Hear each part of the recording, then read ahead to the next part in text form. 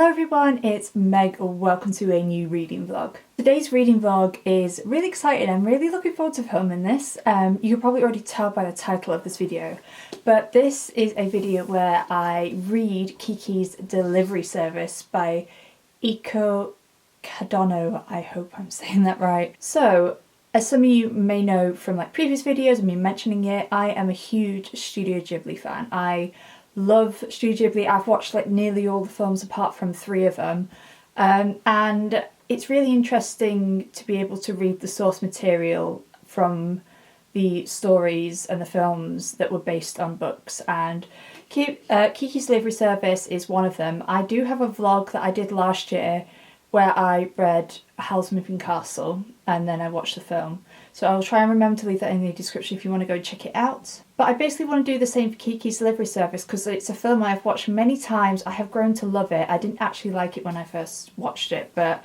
I do really like it now. And obviously it is based on a book. And I just thought it would be a fun vlog for me to read the book and then watch the film, and we can compare and discuss kind of my thoughts on what I think. So this is the Fairy exclusive edition. I only got this the other week. It is so beautiful. I did unbox it in a previous vlog, but this is what the cover looks like, and I'll give you a quick show. So it has beautiful sprayed edges, and then on the hardcover it has a beautiful night scene, which is absolutely beautiful. So yeah, that's what this vlog is basically gonna be all about, and I'm really looking forward to like seeing what I think. From what I gather, there is quite a few differences. I'm kind of expecting that going in because when I read Howl's Moving Castle, the original book by Diana Wynne Jones, there were definitely some very big changes. Obviously there were still parts of the story that were very accurate, and the whole vibe of the story was similar, but there were definitely some like plot points that were, you know, very different from like the book and the film. So yeah, I have heard that there are some like different things in this book compared to the film, but I'm expecting that because obviously Miyazaki puts his own twist on his, like, when he adapts a story. So like I said, really intrigued to see what I think. I'm actually gonna hopefully start reading this tonight. I have one more chapter of the book that I'm currently reading, so once I finish that I'm gonna hop straight onto this, but I just wanted to get this intro going and get this video started. So it's Tuesday evening and I need to go and edit my video for this week. I need to go and do that now. So I'm going to go and do that, and then obviously I will share with you guys the thoughts I have on this throughout the vlog. And then, like I said, once I finish reading this, we will watch Kiki's Delivery Service, and then we can see what we think.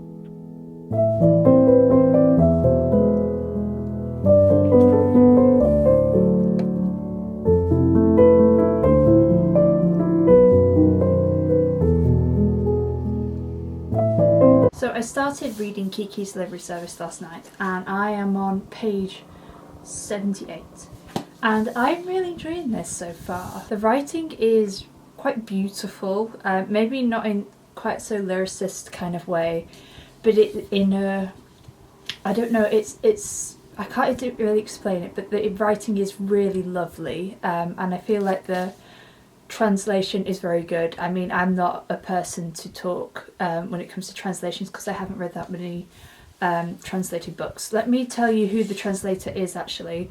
The translator is Emily Balestreri. I think that's how you pronounce her last name. So she's the translator.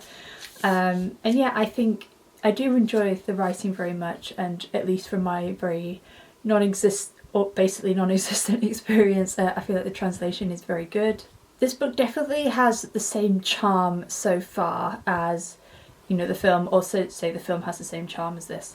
But I feel like I can see that the film already, from what I remember from watching the film, is a little bit more dramatised compared to the book. And I don't mean that in like a serious way, it's just like little things, like little bits of scenes, and maybe a little bit more dramatic or exciting than this. But the story obviously does run the same, whereas Kiki turns 13, she has to go and live away and find a new town to live in for a year. And it's basically about Kiki's like time fitting into this new town that she ends up staying in, and all the adventures she gets up to. So we're at a point where she has set up her delivery service, and there are definitely some differences so far from what I can remember of the film. Like I said, apart from like certain scenes being kind of like dramatised just a little bit more. And I feel like Kiki was slightly more reluctant maybe to go on her trip, like her witch's coming of age journey, or I feel like that at the beginning at any rate, whereas I know Kiki in the film is very like super excited to go. But yeah, like I said, I am really enjoying it, and we still have so far the same characters like Osono, who is the lady who owns the bakery where Kiki ends up staying, and we haven't met Tombo yet. I feel like we're going to meet him soon, maybe in the chapter that I'm currently reading. And we've met the lady who is Ursula. She doesn't have a name in this. I don't know whether she's going to reappear in this again like she does in the film, because she's like the lady who lives in the forest. And I don't know whether, like I said, she'll reappear like she does in the film. We'll have to see. But yeah, I am really enjoying it. It's a fun time, and I'm getting through it quicker than I thought. So I'm nearly halfway through, and it's less than 200 pages, I believe. So it's not very long at all. So I feel like I might be able to finish it quite soon. Yeah, it's literally like just under 200 pages. So yeah, I'm having a great time. I'm enjoying myself, which is really nice. And obviously, since it's a middle grade as well, I don't know whether it's like a children's book, like, you know, like younger children's, or like a middle grade. But I'm, yeah, like I said, really enjoying it. And obviously it is a bit of an easier read because it is aimed at a younger audience. But like I said, obviously anybody can enjoy a middle grade story as well. So I did actually just read some of this outside when I came home from work, because the weather is really nice at the moment. And I think this evening I need to treat myself to a little bit of creativity. It sounds bad that I had to say treat myself, to be honest with you. Creativity should be like doing something creative. Creativity is something I should be doing like on a daily basis, and I want to, and I have been yearning for it, because I wrote a little poem the other day that just like a silly little poem that I really enjoyed, and I want to get back into a regular writing routine this year. For those of you who don't know, I love poetry. I would love to be a writer and a professional poet one day. And I've been really rubbish, I think, last year at like writing and stuff like that, because I've been dealing a lot with my mental health. So I want to try and get back into a routine and maybe do some sort of like little low-key projects, so I have something to aim for. So I think I'm just going to treat myself to like a little bit of creativity, a little bit of writing, something like that for about an hour, and then I'm just going to chill, because I feel like I need it, because I feel like I've been a bit spaced out and a bit just not with it today. So, and I have the house to myself, which is nice, because I was thinking about going for a run, but I think maybe I'll save that for, I don't know, I could do it tomorrow or Sunday, depending on how I feel. So yeah, I think I'm gonna do a little bit of writing, set the scene, and then like I said, I'm gonna chill. I need to maybe have a bath or something if I feel up to it as well, and yeah, just kind of give myself, like my inner self, just that lovely like creative outlet and that nourishment that I need. So that's what I'm going to do now, and then like I said, I will definitely get to more of Kiki's delivery service later on this evening as well. And like I said, I am reading it quite fast, so I'd like to think I will be able to finish it quite soon, which is rather exciting.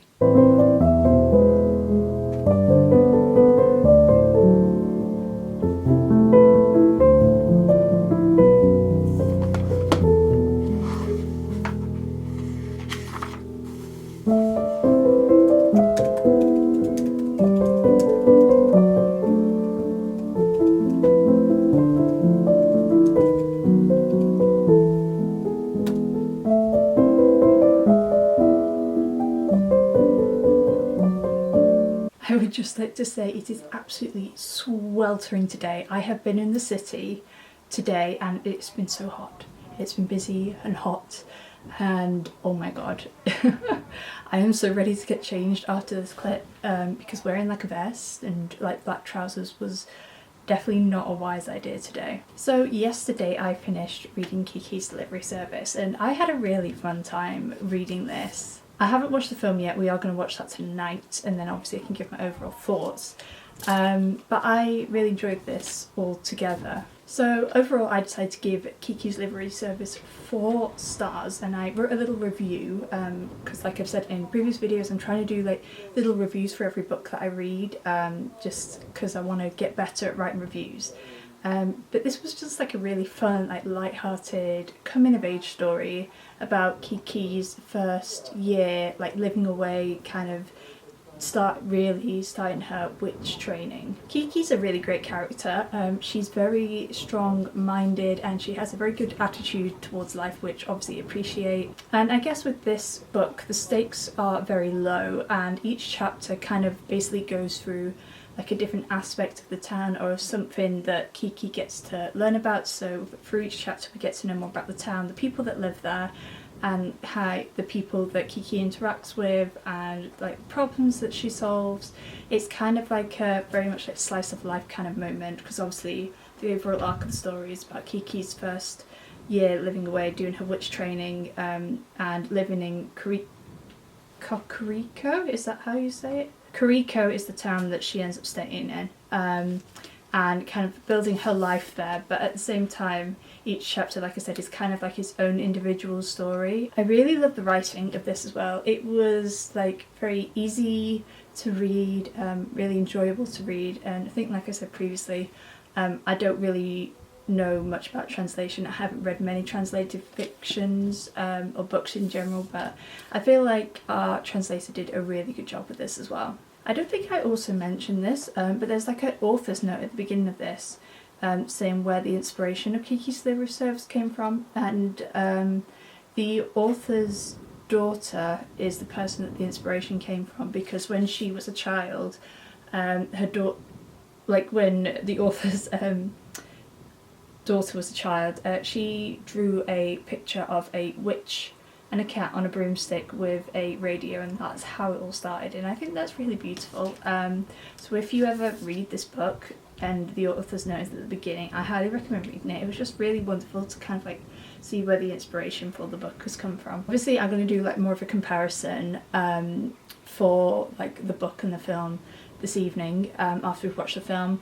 But I feel like this is definitely much lower stakes compared to the film. I feel like, you know, the Ghibli adaptation is definitely more high stakes, not like life-threatening or anything, but you know, there are more stakes and they're a little bit more, not exactly drama, but you know, there's a bit more, the stakes are basically a little bit higher. And there are obviously some big plot twists. Like there is, the overall story is similar, and there are quite a few things that are in this book but not in the film, and also smaller things that were in the book but I know are expanded upon in the film, and you know, characters that were even given names and stuff like that. So I really enjoyed this, like I said, and I plan on watching the film tonight, and then I can give like a little overall like comparison of what I think. It's really nice to be able to read the inspiration behind Kiki's Delivery Service, like the Ghibli film.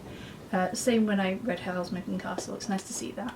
And I feel like these are, like I said, I probably would rate them as slightly different stories. They're probably slightly closer than like Howl's Moving Castle is. But overall, I would still, to a certain extent, rate these separately, or say, I wouldn't say whether I like one or more better at the moment. Like I said, I've got to rewatch the film. I need to go and like get changed into something a bit cooler now, and just chill. I do have a cake to at least start baking tonight, so that's gonna be my plan for the moment. So yeah, I'm gonna go and like get changed and chill, and then like I said, we plan on watching the Ghibli film tonight, and then I can give my like final like overall thoughts of the film comparison to the book. But first, here's the weather forecast. Skies are clearing up, thanks. Mild winds will be blowing in from the west. west, pushing the clouds. Laura, hey Mom, it's gonna be clear tonight. And guess what? The radio says there'll be a full moon. Here we go!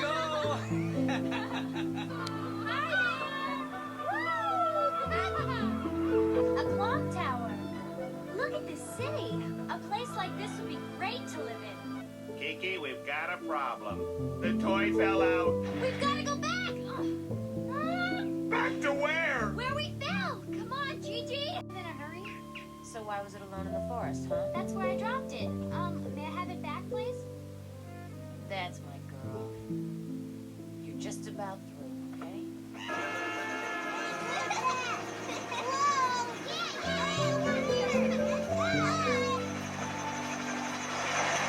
Great! You're doing fine! How great would it be to go around the world in a dirigible like that? Of course, you were flying since you were very young, huh?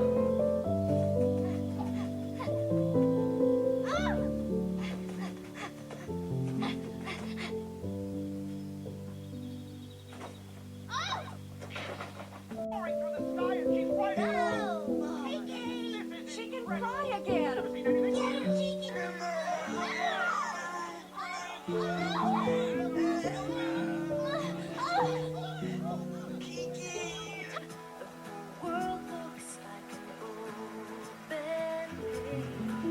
So it's literally like a week later now from when I said I was going to watch the film, and I did actually finally get around to watching it a couple of days ago.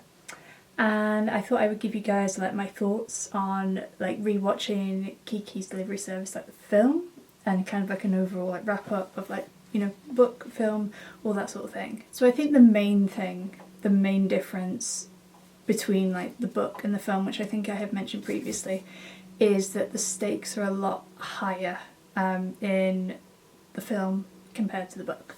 Like obviously it's nothing like, you know, too dramatic. This is like a 13-year-old girl, like witch that we're talking about, but yeah, it's just kind of like slightly higher stakes. There's a little bit more like, you know, drama, more stuff happening, and obviously this is spoilers, so just be aware of that before I say this. The storyline goes a lot deeper when Kiki starts to lose her powers, and it's kind of like her rediscovering like who she is, and kind of what she wants to do and what she wants to accomplish from this year away. And that's kind of like definitely one of the main like biggest differences as well, because obviously it's a lot lighter, this book, and as I've said, like each chapter seems to be like a little bit of like learning more about the town, about the people, and like Kiki kind of like having this like, you know, meeting all these people and kind of finding her feet a bit more. So yeah, I guess it's kind of also goes into like there's like whole loads of essays on Kiki's Delivery Service, like the film. You can go and watch those if you want like maybe more in-depth explanation, because I have watched a few in the past. But I do really like the film, and I feel like overall I think it's got to be the same like it was when I read Howl's Moving Castle. I feel like I have to keep the book and the film separate, because even though obviously there's a lot of similarities, there are also some like big plot differences. And I feel like for that I couldn't necessarily say which one I like better, to be honest with you. I feel like I definitely enjoyed both equally. Obviously I've been watching the film for a couple of years now, but I do, like I said, I really enjoyed the book, and it's really interesting to like read the original source of where the film came from and see where Miyazaki has obviously made changes. And I do really like the message of the film as well. I think it is, you know, quite a beautiful one of kind of like self-discovery, coming of age, all that sort of thing. And I guess this does have that to a certain extent, but I feel like the film has that more. I feel like I could probably explain that a little bit better, but I guess we also see other characters as well, like the lady who lives in the forest, who's an artist in the book. She has a name in the film. She's called Ursula. She has a bit more of a prominent role in the film as well. Obviously Kiki goes and stays with her, like the first part when they first meet is very similar, but when Kiki goes and stays with her, obviously that's a little bit different as well. And then Tombo is a bit more of a prominent character as well. which is quite nice to see, to be honest with you, because you don't see much of him in the book. So it's kind of nice to see him more in the film. And like other characters that are kind of have smaller roles in the book have slightly bigger side roles in the film. So it's just interesting seeing how like Miyazaki has like interpreted those characters and kind of given them like names and kind of a slightly bigger part in like the storyline. So yeah, like I said, overall I really enjoyed both, to be honest with you. I enjoyed the book and the film.